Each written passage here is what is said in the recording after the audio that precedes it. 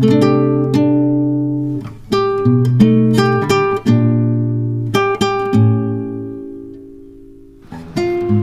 समझते हैं कि ये हाइपरप्लेसिया और हाइपरट्रॉफी क्या चीज़ है और दोनों में क्या डिफरेंस है और क्या समानताएं हैं। समानताएं जो हैं वो बहुत विजिबल हैं। दोनों में ऑर्गन का साइज़ बड़ा हो जाता है और इसीलिए कन्फ्यूजन भी पैदा होता है कि हाइपरप्लेसिया बोला जाए या हाइपरट्रॉफी बोला जाए।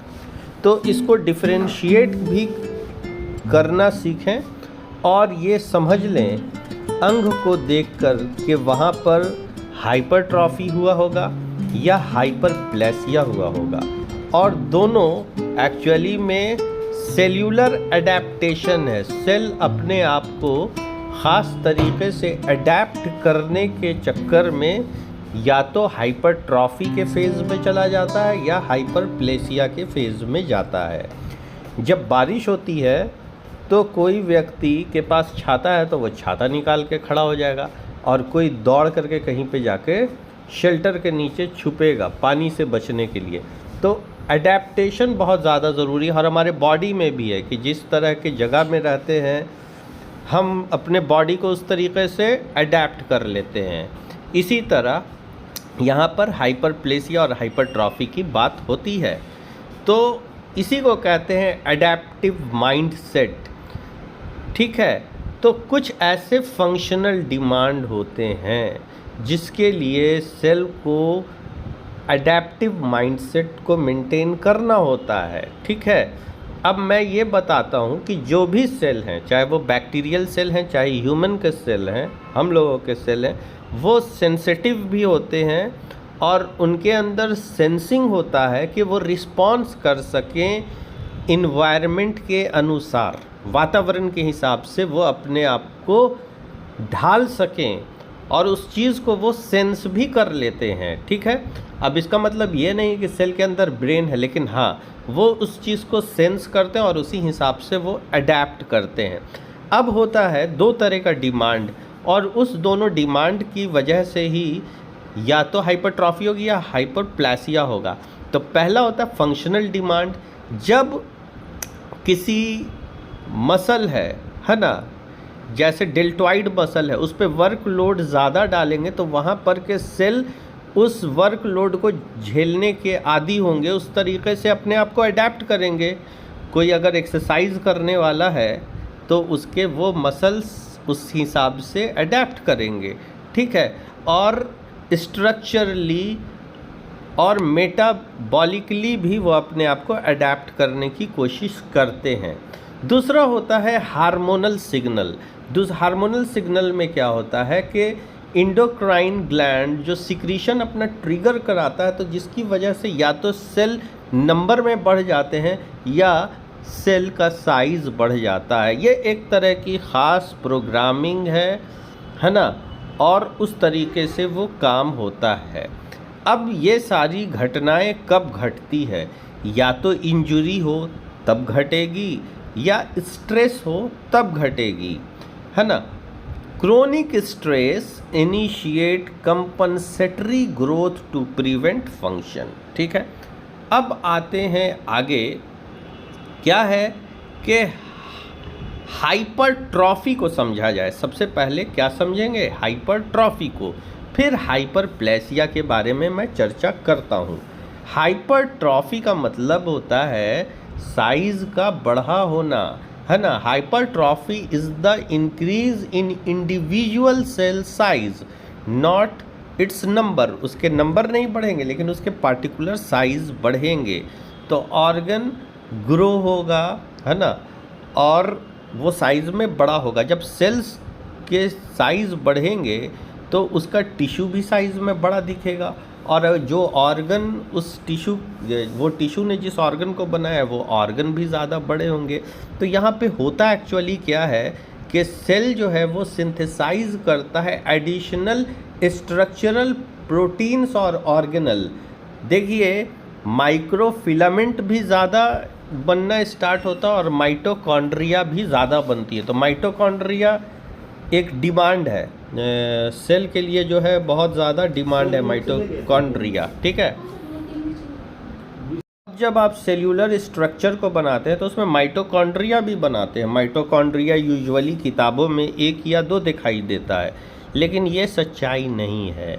सच्चाई ये है कि सेल्स के अंदर हज़ारों माइटोकॉन्ड्रिया होते हैं। 1000 से लेकर 2000 माइटोकॉन्ड्रिया पर सेल होते हैं। लीवर सेल में लगभग 1 से 2500 माइटोकॉन्ड्रिया होते हैं।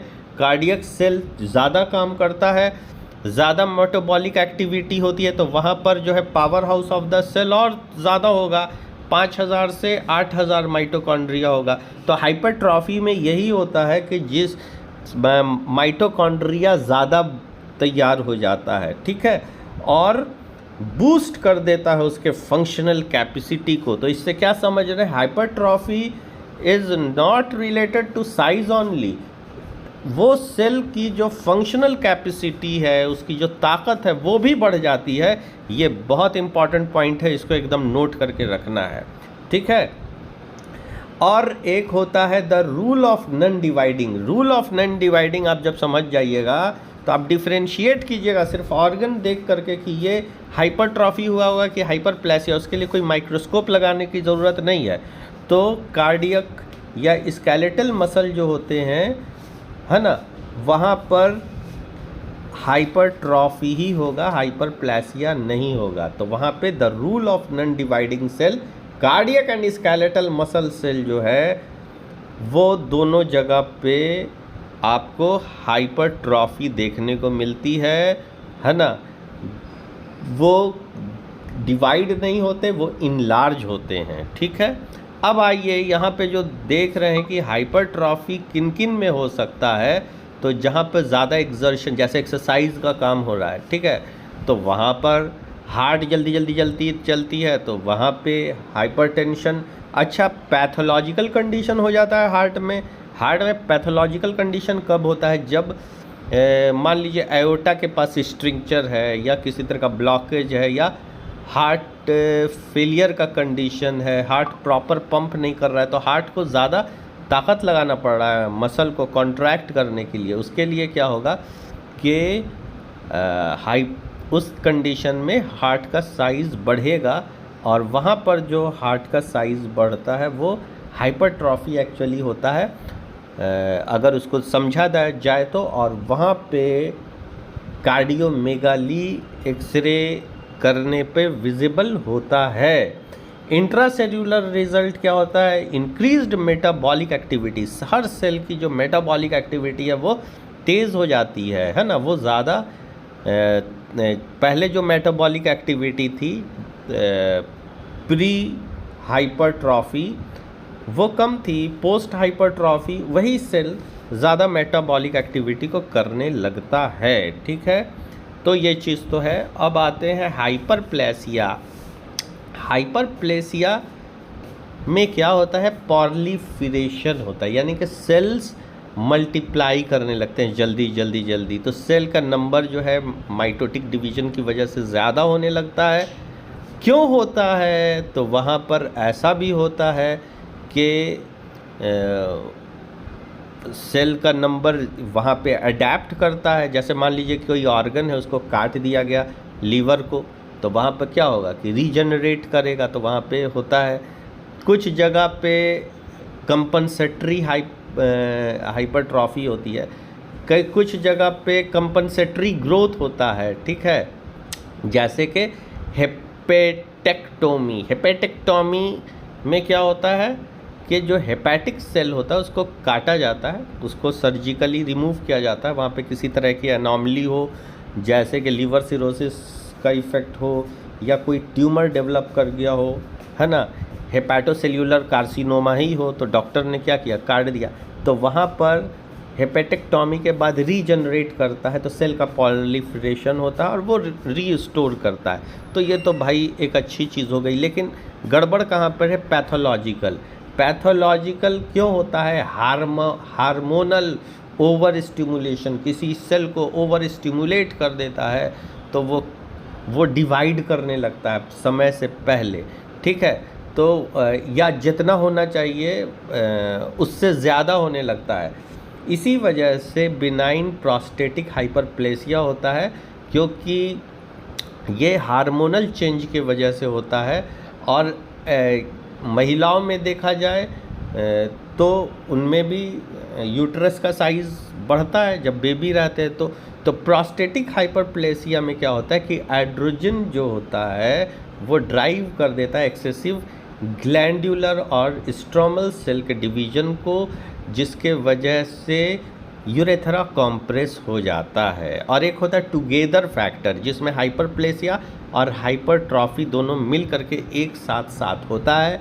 तो वो किसको होगा? तो वो महिलाएं जो प्रेग्नेंट हैं तो उनके यूट्रस में दोनों सीन होता है। तो ठीक है, ये सारी चीज़ बड़ी इम्पॉर्टेंट और इसको समझना ज़रूरी है।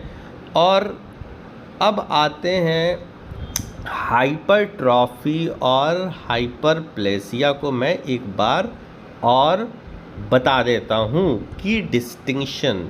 Hypertrophy expansion of volume within existing cell and hyperplasia multiplication of units through cell division, ठीक है। और इसको अब आप आसानी से आइडेंटिफाई कर लीजिएगा।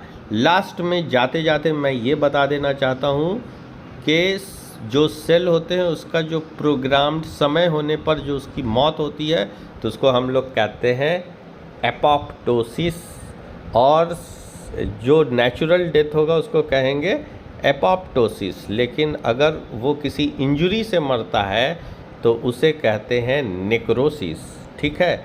ये लास्ट में एक इम्पॉर्टेंट चीज़ मैं बताते हुए वीडियो को समाप्त करने चाहता हूँ। Okay, thank you.